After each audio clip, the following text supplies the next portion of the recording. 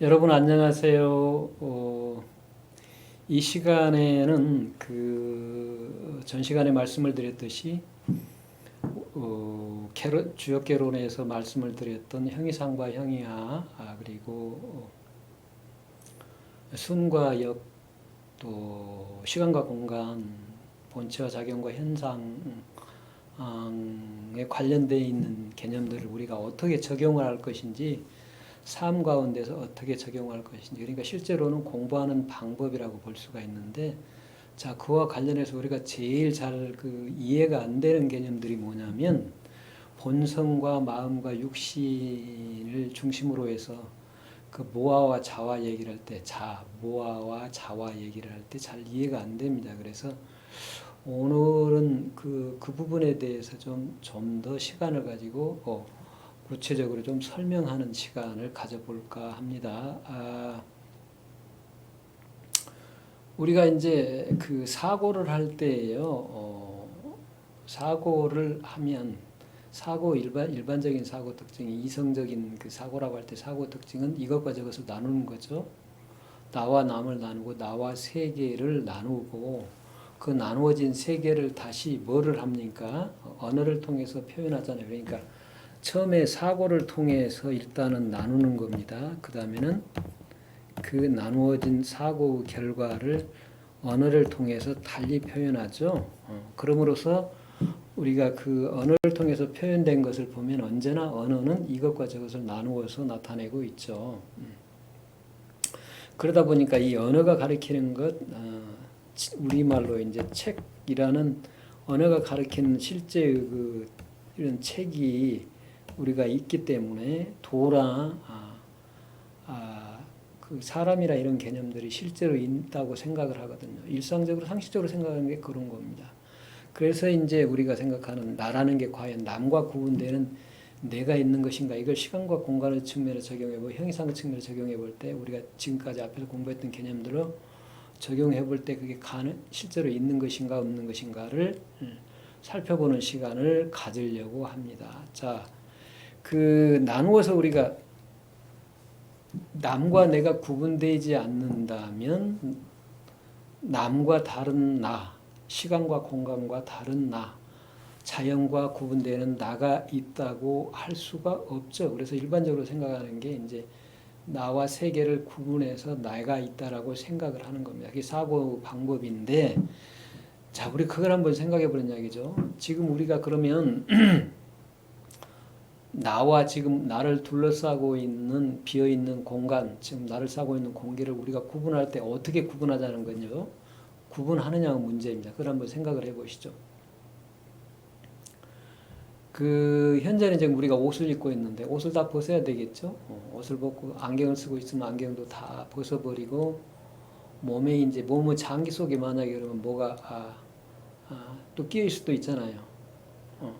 몸속 장기 속에 보조하기 위해서 쇠를 넣을 수도 있고 그렇습니다. 또 물관절이 없을 때는 인공 물관절이 닳았을 때 넣을 수도 있고, 그게 완전히 닳으면 인공 뼈 이제 철심을 쇠를 몸에 박을 수도 있고, 여러 가지 보조 기구를 넣을 수도 있고 그렇습니다. 그럴 때 과연 그게 어디까지가 나냐, 구분될 수 있는 게 어디까지가 나냐, 구분할 수가 없습니다. 사실 지금 이 순간에도 매 순간 우리의 세포는 활동을 계속을 하고, 피부 살갗도 조금씩 이렇게 계속 벗겨져 나가고, 손톱도 자라고 머리카락도 자라고 그러기 때문에 나와 나와 그 경계선을 그을 수가 없어요. 우리가 그냥 임의적으로 어떤 것이 있을 것이다, 경계선이 있을 것이다 라고 얘기하지만 실제로는 경계선이 없다는 얘기죠. 그리고 내가 지금 호흡을 하지 않는다면 밖에 공기와 화공과 내가 구분이 되는 것 같지만, 그 공기가 내 마음속에 지금 몸속에 들어갔다 나왔다 계속 하지 않는 나는 바로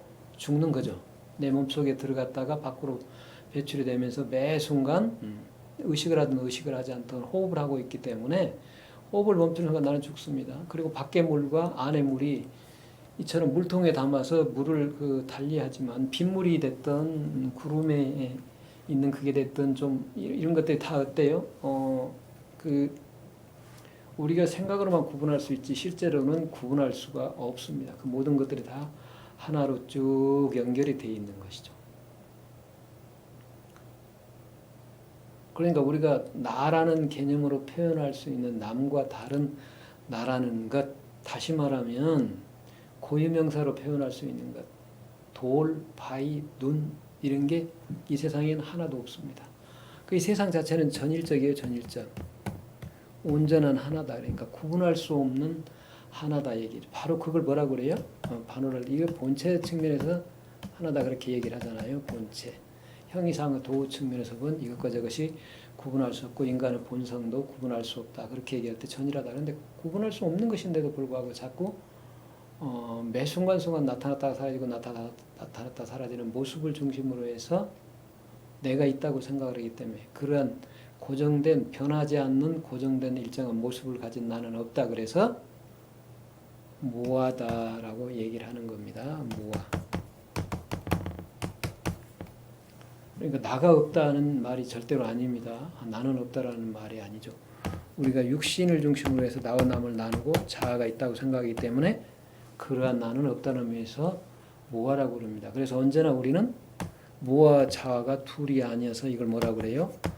중도라고 그럽니다. 그러니까 그래서 유라고 내가 있거나 자아로서 내가 있거나 자아로서 내가 없다라고 어느 한쪽에 얘기를 해버리면 어때요? 이건 우리 사유가 틀린 겁니다. 한쪽에 고정돼 있어. 그러니까 유나 무 어느 쪽에 치우치지 양변에 치우치지 않는다라고 얘기해서 중도라고 하는 겁니다. 그걸 이해를 하셔야 돼요. 그러니까 본성이 나도 아니고 형이상 본성이 나도 아니고 물리적인 생명이 나도 아닙니다. 그렇지만 이 양자를 또 벗어나지도 않아요. 나도 아니니까 성품도 아니고 생명도 아니지만 그걸 넘어서면서도 이걸 벗어나지 않는다. 그래서 그걸 중도라고 표현할 수가 있는 겁니다. 그래서 여러분들이 이 고유명사가 가리키는 어떤 뭐가 우리가 있다고 생각을 해 그런 게 없다라는 것, 나라는 것도 있을 수가 없다는 것.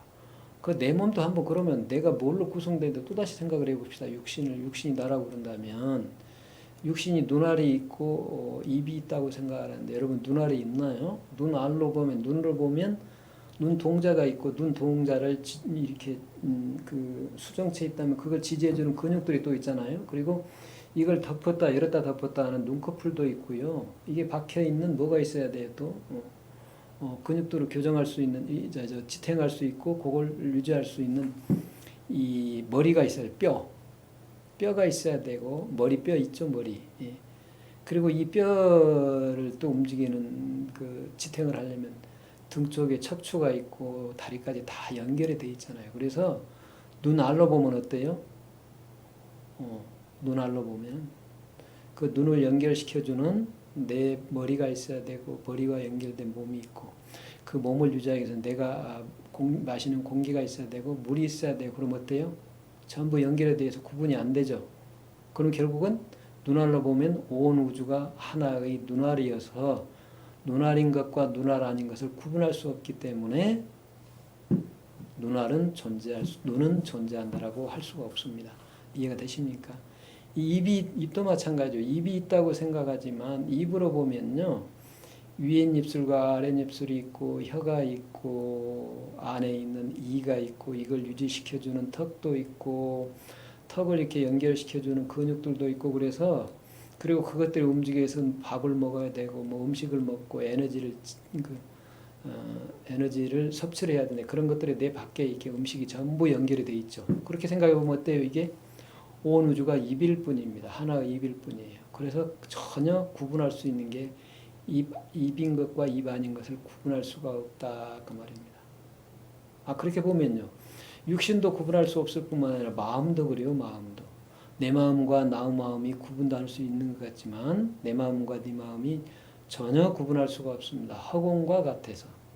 그 성품도 당연히 구분할 수 없을 것만 아니라 모든 것이 다 구분할 수 없다는 얘기죠. 그러니까 그러면 이제 육신이 없느냐? 그렇지는 않잖아요. 매 순간에 다양한 모습으로 새로운 모습으로 사건으로 그러니까 나타났다 사라지고 나타났다 사라지고 나타났다 사라질 뿐이다. 그래서 역학에서에게는 바뀔 역자라는 하나의 개념이 여기 있을 뿐이다 라고 얘기할 수 있는 것. 그 여기라는 개념 속에 불역 의미와 즉 변함이 없는 불역의 경계와 변함이 있는 변역의 경계가 함께 하나로 되어 있는 그러한 경계만이 있을 뿐이라는 거, 요걸 얘기할 수가 있죠. 그러니까 또 눈안을 보아도 그게 우리가 눈의 기능을 어떻게 생각을 해요? 그 눈이 본다라고 생각을 하잖아요. 근데 우리가 계속 앞에서 이제 시간이 되는 틈이 날 때마다 말씀을 드렸지만 눈이 보는 것도 아니고 마음이 보는 것도 아니고 눈과 마음이 함께 어떤 그 동시에 작용을 하는데 그 동시에 눈과 마음의 함께 이루어져서 봄이라는 사건으로 드러나는 건 본성이 있기 때문에 눈이나 마음이나 눈이라는 어떤 것이 있어서 그게 따로따로 독립적으로 나타나는 현상은 아니죠.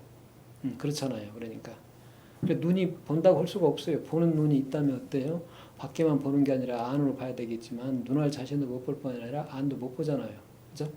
그러니까 이 말은 무슨 얘기예요? 독립자존하는 게 이상에 아무것도 없다. 눈알을 논하는 내가 없고 눈알이 따로 있는 게 아니다. 그런 얘기죠. 이해가 되셔야 됩니다. 분명하게. 그러니까 눈도 없고 귀도 없고 코도 없다. 그리고 그 육신으로서 눈, 귀, 코에 몸이 없다면 마음도 없다라고 얘기하는 게 그런 까닭입니다. 그래서요, 그러면 내가 아무것도 없는 허무냐? 그렇지는 않죠. 그렇다면 내가 공부하고 수행하고 수도하고 뭐 수기하고 할 필요가 없는 거잖아요. 그죠? 내가 개체적인 존재로서는 없으면서도 개체성과 전체성을 동시에 함께 갖고 있다라고 설명할 수도 있죠. 그게 이제 중도라고 하는 얘기잖아요. 그러니까 개체성과 전체성 또는 그 있음과 없음의 어느 한 측면에 머물지 않는 중도적인 측면이 나다고 볼 수 있습니다. 그러니까 그런 측면에서 보면 나는 본성도 아니고 마음도 아니고 몸도 아니지만 그렇다고 해서 양자를 다 벗어나 있지만 그렇다고 해서 이걸 초월해 넘어서 있지만 그렇다고 해서 이걸 완전히 떨어져 있는 것도 아닙니다. 그래서 이제 이 언어를 통하고 사고를 통해서 뭔가를 표현해낸 것 자체가 어떤 의미를 갖는 건지를 분명하게 판단을 해야 거기에 속지 않는다라고 우리가 얘기를 할 수가 있겠습니다. 자, 그러니까 우리가 사고를 할 때 이처럼 사고에 의해서 분합작용해서 나눠보잖아요.